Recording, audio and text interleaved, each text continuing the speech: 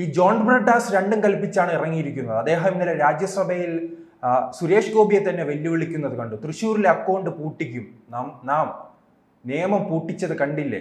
അങ്ങനെ സുരേഷ് ഗോപിയെ പൂട്ടാൻ ബ്രിട്ടാസിന് കഴിയുമോ? നിയമം പൂട്ടിച്ചത് നാണമല്ലേ ബ്രിട്ടാസ് ഇത് പറയാൻ? വർഗീയത ഉപയോഗിച്ചല്ലേ നിങ്ങൾ നിയമം പൂട്ടിച്ചത്? പറയാൻ പറ്റുമോ? SDPIയുടെ വരെ സഹായം തേടിക്കൊണ്ട് വർഗീയത ആളിക്കത്ത്, ഈ എങ്ങനെയാണോ എമ്പുരാൻ വർഗീയത ആളിക്കത്തിക്കുന്നത് അതുപോലൊരു തന്ത്രമല്ലേ നിങ്ങൾ സ്വീകരിച്ചത്? നാട് മുടിച്ചുകൊണ്ട് നിങ്ങൾ BJPക്കാരനെ തോൽപ്പിക്കുക, നാട് മുടിച്ചുകൊണ്ട്. ഞാൻ നിങ്ങളോടൊന്ന് ചോദിക്കട്ടെ, BJP നിങ്ങൾ ആവശ്യപ്പെട്ടിട്ടല്ലല്ലോ നിങ്ങൾ അടിയന്തരാവസ്ഥ കഴിഞ്ഞിട്ട് 1973 കാലഘട്ടങ്ങളിൽ, ആ കാലഘട്ടങ്ങളിൽ നിങ്ങൾ BJPയുമായിട്ട് സഖ്യത്തിന് ശ്രമിച്ചത്? നിങ്ങളുടെ പാർട്ടിയുടെ അന്നത്തെ ദേശീയ പ്രസിഡൻ്റായിട്ടിരുന്ന P. സുന്ദരയ്യ ഇത് പാടില്ല, അവർ വർഗീയ ശക്തികളാണ് എന്നുള്ള വാദഗതികളൊക്കെ ഉന്നയിച്ചപ്പോഴും അദ്ദേഹത്തിനെ ധിക്കരിച്ചുകൊണ്ട് ഇത് വേണമെന്ന് പറഞ്ഞവരുടെ കൂട്ടത്തിൽ നിങ്ങളുടെ നേതാവായിട്ടുള്ള EMS നമ്പൂതിരിപ്പാടും ജ്യോതിബാസുവും BT രണദേവയും എല്ലാം ഉണ്ടായിരുന്നു. ഇവരൊറ്റക്കെട്ടായിട്ട് ആ സഖ്യം വേണമെന്ന് പറഞ്ഞതുകൊണ്ട് അന്ന് സുന്ദരയ്യ രാജിവെക്കുകയായിരുന്നു. പാർട്ടി പ്രസിഡൻ്റായിട്ട് 1 മാസത്തിനകം രാജിവെച്ച് ചരിത്രം പഠിക്കണം. അല്ലാതെ BJP നിങ്ങളുടെ ആവശ്യം അങ്ങോട്ടൊന്നും വന്നിട്ടില്ല. അന്ന് നിങ്ങൾ ജനതാ പാർട്ടിയുമായിട്ട് BJPയും കൂടെ ഉൾപ്പെടുന്നു, ഇപ്പോഴത്തെ BJPയുടെ പഴയ ജനസംഘം, അതറിഞ്ഞുകൊണ്ട് തന്നെയാണ് പറയുന്നത്, ഇനി വിഡിത്തമാണെന്ന് പറയുന്നത്. ആ ജനസംഘവും കൂടി ഉൾപ്പെടുന്ന ഒരു സഖ്യത്തിൻ്റെ ഭാഗമായ കെട്ടി ഇറങ്ങി CPIയെ കളിയാക്കി കോൺഗ്രസിൻ്റെ വാലിൽ തൂങ്ങുന്നു എന്ന് പറഞ്ഞു. എന്നിട്ട് നിങ്ങൾ ജയിച്ചു, ജനതാ പാർട്ടി ജയിച്ചു, ജയപ്രകാശ് നാരായണൻ്റെ നേതൃത്വത്തിൽ. RSS ആയിരുന്നു അതിൻ്റെ സമ്പൂർണ്ണ വിപ്ലവത്തിൻ്റെ മുമ്പിൽ. അത് നിങ്ങൾക്കറിയാമല്ലോ, നിങ്ങളിതെല്ലാം നിരീക്ഷിച്ച് പഠിക്കുന്നവരല്ലേ, വിശകലനം ചെയ്യുന്നവർ. ഈ അറിയാവുന്ന പിണറായിയുടെ പെട്ടി താങ്ങി രാജ്യസഭയിലെത്തിയ ബ്രിട്ടാസിന് അങ്ങനെ തൃശ്ശൂരിൽ സുരേഷ് ഗോപിയെ തോൽപ്പിക്കാൻ കഴിയുമോ? ചോണയുണ്ടെങ്കിൽ തോൽപ്പിച്ച് കാണിക്കട്ടെ. ഞാനീ പറഞ്ഞു പൂർത്തിയാക്കി പെട്ടെന്നങ്ങ് പറയാം, ചരിത്രമല്ല നമ്മുടെ വിഷയമെങ്കിലും. അപ്പോൾ അന്ന് ചങ്ങാത്തത്തിന് പോയി ജനതാ പാർട്ടിയുടെ ഭാഗമായി നിങ്ങളുടെ EMS നമ്പൂതിരിപ്പാട്, അന്നത്തെ ദേശീയ ജനറൽ സെക്രട്ടറി, പറഞ്ഞത് എന്താണ്? ഞങ്ങളുടെ രാഷ്ട്രീയ ലൈനാണ് ശരിയെന്ന് തെളിഞ്ഞു, ശരിയെന്ന് തെളിഞ്ഞു എന്ന് EMS പറഞ്ഞു. നിങ്ങൾ എഴുന്നള്ളിച്ചുകൊണ്ട് നടന്നല്ലത്. CPIയെ കണക്കിന്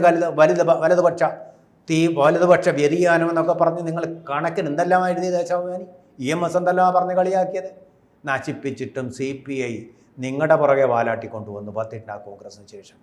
അപ്പം നിങ്ങളുണ്ടാക്കിയ സഖ്യം അതിനെയാണ് ഇപ്പോൾ, ആ പാർട്ടിയെ തന്നെയാണ് ഇപ്പോൾ RSS ഉൾപ്പെടുന്ന ആ ഒരു സംഘടനയെ അല്ലെങ്കിൽ ആ ഒരു പ്രസ്ഥാനത്തെയാണ് ഇപ്പോൾ നിങ്ങൾ നിരാകരിക്കുന്നത്, മുന്നയോട് ഉപമിക്കുന്നതും ഒക്കെ ചെയ്യുന്നത്. നിങ്ങൾ പറഞ്ഞു മുന്നേ ഉണ്ട്, ഞങ്ങളിനി അബദ്ധമാണ്, തൃശ്ശൂരിലെ ജനങ്ങൾക്ക് പറ്റിയ അബദ്ധമാണെന്ന്. തൃശ്ശൂരിലെ ജനങ്ങൾക്ക് അബദ്ധമൊന്നും പറ്റില്ല, പിണറായി വിജയന് അബദ്ധം പറ്റും. പിണറായി വിജയന് പറ്റിയ അബദ്ധമാണ് നിങ്ങൾ രാജ്യസഭാ മെമ്പറായിട്ട് ബുദ്ധിജീവികൾ ഇരിക്കേണ്ടിടത്ത് നിങ്ങളേതോ ബുദ്ധിജീവിയാണെന്ന് കരുതിക്കൊണ്ട് നിങ്ങൾ അദ്ദേഹത്തെ തെറ്റിദ്ധരിപ്പിച്ചത് കൊണ്ട് അവിടെ പോയിട്ട് നിങ്ങളുടെ ഇംഗ്ലീഷ് കണ്ടായിരിക്കും ഒരു പക്ഷേ രാജ്യസഭാ മെമ്പർഷിപ്പ് തന്നത്. നിങ്ങളെക്കാൾ എത്രയോ ബുദ്ധിജീവികളായിട്ടുള്ള ആൾക്കാർ, നിരീക്ഷണ പാഠവുമുള്ള ആൾക്കാർ, പത്രപ്രവർത്തക പ്രതിഭയുള്ള ആൾക്കാർ ദേശാഭിമാനിയിലുണ്ടായിരുന്നു.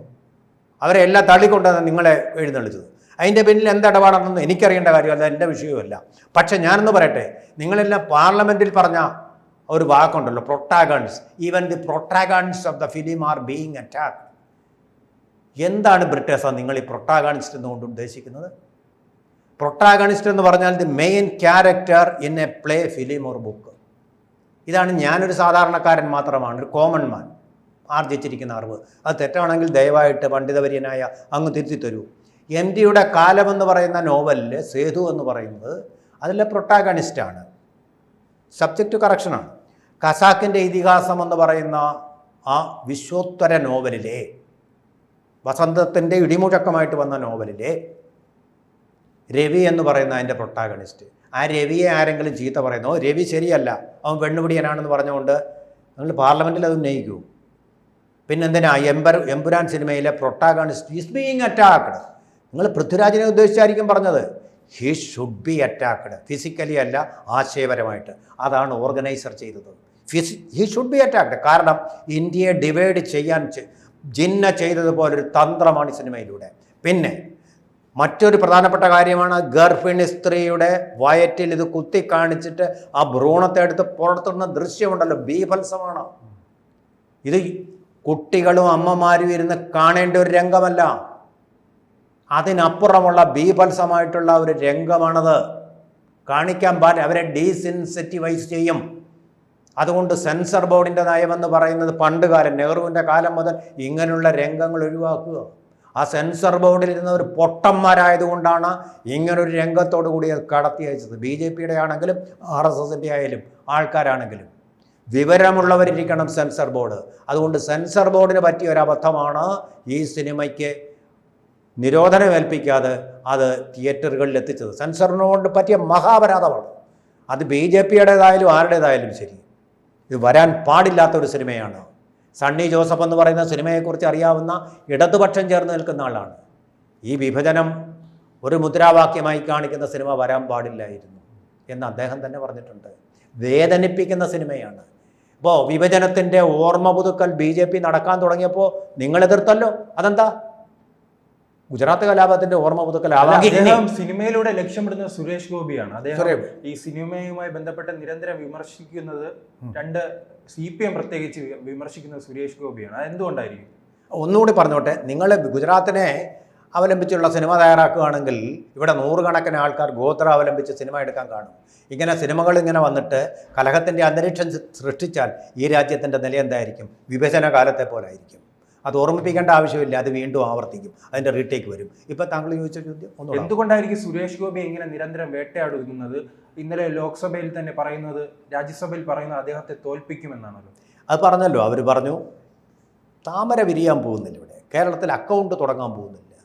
അവരുടെ എല്ലാം ഈ പറഞ്ഞവരുടെ എല്ലാം ചെപ്പക്കുറ്റിക്ക് അടിയേൽപ്പിച്ചുകൊണ്ടാണ് തൃശ്ശൂരിൽ നിന്ന് സുരേഷ് ഗോപി ജയിച്ചത്. അവിശ്വസനീയമായ വിജയം. അത് കേരളത്തിൻ്റെ മനസ്സ് മാറിയിരിക്കുന്നതെന്ന് അതിൻ്റെ അർത്ഥം. വമ്പിച്ച ജനകീയ പിന്തുണ BJPക്ക് നേടിക്കൊണ്ടിരിക്കുന്നു എന്നുള്ളതാണ്. അതുകൊണ്ടാണ് ഇവർ ഇതിൻ്റെ നിർമ്മാതാക്കൾക്ക് സിനിമ പൃഥ്വിരാജിന് മാപ്പ് പറഞ്ഞു. ബജരംഗ് ദളിനോടും പ്രധാനമന്ത്രിയോടും ഒക്കെ പൃഥ്വിരാജ് മാപ്പ് പറഞ്ഞു. പറയട്ടെ, അല്ലെങ്കിൽ പൃഥ്വിരാജ് ചെയ്തില്ലെന്ന്. മോഹൻലാൽ മാപ്പ് പറഞ്ഞു. എന്തുകൊണ്ടാണ് വേണ്ടി വന്നത്? കാരണം BJPയെ അനുകൂലിക്കുന്ന ഒരു ജനതരംഗം, ജനവികാരം കേരളത്തിലുണ്ട്. നിങ്ങൾ ഈ പണ്ട് നിർത്തി ഇത് RSSനെയൊക്കെ കൊന്നു, തലശ്ശേരിയിൽ വെട്ടിയും കുത്തിയും കൊന്നു. ഇല്ലാതായിട്ടില്ല ബ്രിട്ടാസ്, 687 പേരെ കൊന്നു.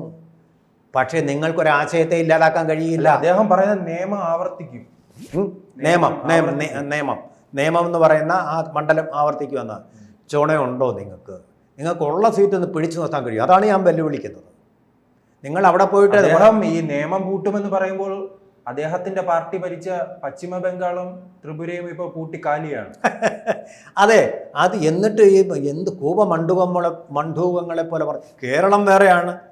നിങ്ങളുടെ എന്താ തീരെഴുതി തന്നിരിക്കും? നിങ്ങളുടെ ഭഗത് സ്വത്താണോ കേരളം എന്ന് പറയുന്നത്?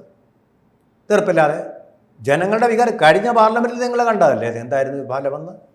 എന്നാലും പഠിക്കില്ലല്ലേ? അല്ല, ബ്രിട്ടാസ് മറ്റൊരു കാര്യം ഓർക്കുന്നു. ഒരു കാലത്തല്ലേ ലോക്സഭയിൽ 60-ലധികം സീറ്റ് ഉണ്ടായിരുന്ന പാർട്ടിയാണ് ഇപ്പോൾ 3-4 ആയി ചുരുങ്ങി നിൽക്കുന്നത്. അല്ല, പിന്നെ എങ്ങനെ ഇങ്ങനെയുള്ള ആൾക്കാരെയൊക്കെ രാജ്യസഭയിൽ അയച്ചാൽ AK ഗോപാലിരിക്കേണ്ട സീറ്റുകളിലൊക്കെ ഇങ്ങനെയുള്ള ആൾക്കാർ കയറിയിരുന്നാൽ പിന്നെ എങ്ങനെയാ പാർട്ടി വളരുക?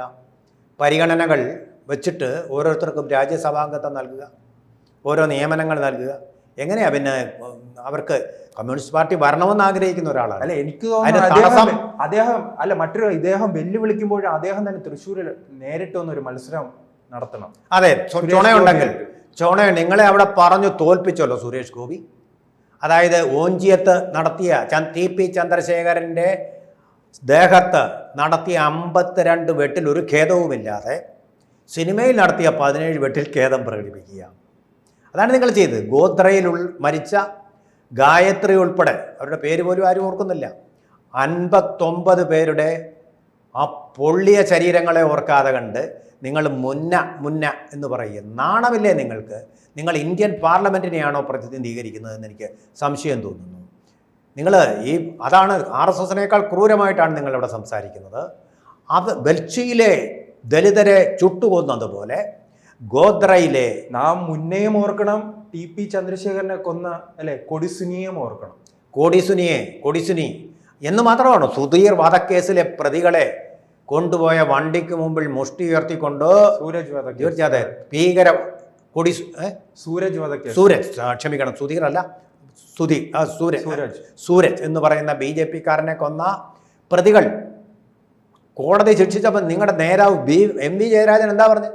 അവരൊന്നും പ്രതികളല്ല, ഞങ്ങൾ വേണ്ട നടപടി സ്വീകരിക്കും. ഇത് പ്രധാനപ്പെട്ട കാര്യമാണ്. നിങ്ങൾ ആരെ കോടതിയെക്കാളിലും മുകളിലാണോ, ഭരണഘടനയെക്കാളും മുകളിലാണോ? എന്നിട്ട് അവരെ വണ്ടിയിൽ കൊണ്ടുപോയപ്പോൾ നിങ്ങളുടെ സഖാക്കൾ അവിടെ നിന്ന് മുദ്രാവാക്യം വിളിക്കുകയായിരുന്നല്ലോ. തടിയൻ്റെ അവിടെ നസീറിനെ കൊണ്ടുപോയപ്പോൾ PF തീവ്രവാദികൾ അവിടെ ഇരുന്ന് പറഞ്ഞ പോലെ. എന്താണ് നിങ്ങളാണോ ഭരണഘടനയെ ബഹുമാനിക്കുന്ന ആൾക്കാർ?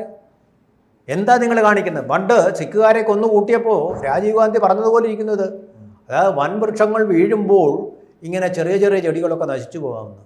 ഇന്ത്യൻ ഭരണഘടന അങ്ങനെയല്ല വെച്ചിരിക്കുന്നത്. എല്ലാ പൗരന്മാരും തുല്യരാണ് ഭരണഘടനയ്ക്ക് മുമ്പിൽ. അല്ലാതെ CPM-കാർക്കും ബ്രിട്ടാസിനും ഒന്നും പ്രത്യേക പദവിയൊന്നും നൽകുന്നില്ല, MV ജയരാജനും ഒന്നും.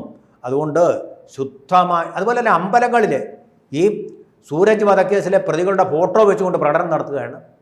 ഇവിടെ കടക്കൽ ക്ഷേത്രത്തിലെ ഉത്സവത്തിന് ഇത് വിപ്ലവം പാടാനുള്ള സ്ഥലമല്ല, വിപ്ലവഗാനം പാടാനുള്ള സ്ഥലമല്ലെന്ന് അറിയാമോ?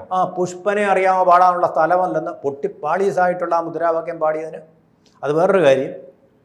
ഇത് മുദ്രാവാക്യം വിളിക്കാനുള്ള സ്ഥലമല്ല എന്ന് കോടതി പറഞ്ഞു കഴിഞ്ഞിട്ടും പിന്നെ സൂരജ് കേസിലെ പ്രതികളുടെ ഫോട്ടോയും വെച്ചുകൊണ്ട് അമ്പലത്തിൽ, നിങ്ങളെന്തിനാ അമ്പലത്തിൽ കയറുന്നത്? നിങ്ങൾക്ക് വിശ്വാസം, നിങ്ങൾക്ക് ഹിന്ദുക്കളെ ഇഷ്ടമല്ല, ഹിന്ദു ഭൂമിയുടെ ആൾക്കാരാണ്. പിന്നെന്തിനാ അവരുടെ അമ്പലങ്ങളിൽ കയറി നിങ്ങൾ ഈ അതിക്രമങ്ങൾ നടത്തുന്നത്? കൊലപാതക കുറ്റത്തിൽ ശിക്ഷിക്കപ്പെട്ടവരുടെ ഫോട്ടോ വെക്കാനുള്ളതാണോ അമ്പലം? ഇപ്പോൾ 2 ദിവസമായി വലിയ കരച്ചിൽ ജബൽപൂർ മധ്യപ്രദേശുമായി ബന്ധപ്പെട്ട്. അവർക്ക് പരാതിയില്ല, അവരുടെ ബിഷപ്പിനും പരാതിയില്ല, ബ്രിട്ടാസിനാണ് പരാതി. എന്തോ പിന്നെ ഗ്രഹാം സ്റ്റെയിൻസ് ഇങ്ങനെയൊക്കെയുള്ള പേരുകളും ഒക്കെ പറയുന്നുണ്ട്. അതുപോലെ തന്നെ എന്താണ് ജോൺ സ്വാമി, അങ്ങനെയൊക്കെ ഭയങ്കര സ്നേഹം വന്നിരിക്കുക അദ്ദേഹത്തിന്. അതേസമയം മുൻപത്തെ കാര്യം ഇതുവരെ പരിഹരിക്കപ്പെട്ടിട്ടില്ല. അതുപോലെ ബിഷപ്പിൻ്റെ വീട്ടിലേക്ക് മുന്തിരിക്കം ഒക്കെ കരുതി വെച്ച് പ്രകടനം നടത്തി. ആ പ്രകടനം നടത്തിയവർക്ക് ഒരു കുഴപ്പമില്ല. ബിഷപ്പിനെതിരെ കേസെടുത്ത ആൾക്കാരാണ് ഈ വർത്തമാനങ്ങളൊക്കെ പറഞ്ഞുകൊണ്ടിരിക്കുന്നത്. അവരുപോലെ നടത്തിയ അന്ന് ജോൺ ബ്രിട്ടാസ് കേരളത്തിൽ ഇല്ലായിരുന്നില്ല, വിദേശയാത്രയിലായിരുന്നില്ല. അതെ, ലവ് ജിഹാദിനെ കുറിച്ച് പറഞ്ഞ PC ജോർജിനെ പിടിച്ച് ജയിലിലിട്ട്, വാർദ്ധക്യകാലത്ത് പിടിച്ച് ജയിലിലിട്ട ആൾക്കാരാ ക്രിസ്ത്യൻ സ്നേഹവുമായിട്ട് ഇപ്പോൾ വന്നിരിക്കുന്നത്. കാപട്യങ്ങൾ എന്തിനാ? പിന്നെ ഡോക്ടർ മനോജ് ആലപ്പുഴക്കാരൻ നിങ്ങളുടെ പാർട്ടി വിട്ട് പോയത് എന്തിനായിരുന്നു? അദ്ദേഹം പറഞ്ഞ വാക്യങ്ങൾ ഓർമ്മയുണ്ടോ ബ്രിട്ടാസിന്? വിശ്വാസത്തിന് സ്ഥാനമില്ല നിങ്ങളുടെ പാർട്ടിയിൽ, അതുകൊണ്ടാണ് അദ്ദേഹം വേദനയോടെ നിങ്ങളുടെ പാർട്ടി വിട്ടുപോയത്. കൂടുതൽ വർത്തമാനമൊന്നും പറയരുത്. നിങ്ങൾ മാത്രമല്ല സൂപ്പർ ജേർണലിസ്റ്റ് എന്ന് ഓർക്കണം. ഇത് കണ്ടിരിക്കുന്ന ചരിത്രബോധമുള്ള ധാരാളം, നിങ്ങളൊരു നല്ല മനുഷ്യനാണ്, ഞാനതും സമ്മതിക്കണം. ഇത് നിങ്ങൾ ഇത്രയൊക്കെ പറയുന്നുണ്ടെങ്കിലും ഒരു സുഹൃത്തും, എൻ്റെ സുഹൃത്തുമാണ്, നല്ലൊരു സുഹൃത്തുമാണ്, നിങ്ങൾ നല്ല മനുഷ്യനുമാണ്. പക്ഷേ ഈ രാഷ്ട്രീയം പറയുമ്പോൾ നമുക്ക് അത് എതിർക്കേണ്ടി വരുന്നു. അത് അംഗീകരിക്കാൻ പറ്റില്ല. കാരണം ഇതൊരാശയത്തിൻ്റെ അടിത്തറയുള്ള പിൻബലമുള്ള ഒരു കാര്യമാണ് ഞാൻ ഈ പറയുന്നത്. നിങ്ങളെപ്പോലെ തരത്തിന് ഇങ്ങനെ മാറുന്ന ഒരു സ്വഭാവത്തിലല്ല ഈ പറയുന്നത്. കമ്മ്യൂണിസ്റ്റ് പാർട്ടികളുടെ പരാജയം കൊണ്ട് മാത്രം അവരെ എതിർക്കേണ്ടി വരുന്ന, കമ്മ്യൂണിസ്റ്റ് രീതിയിൽ പോവാത്തത് കൊണ്ട് മാത്രം അവരെ എതിർക്കേണ്ടി വന്ന ഒരു പഴയ കമ്മ്യൂണിസ്റ്റുകാരനാണ് ഞാൻ.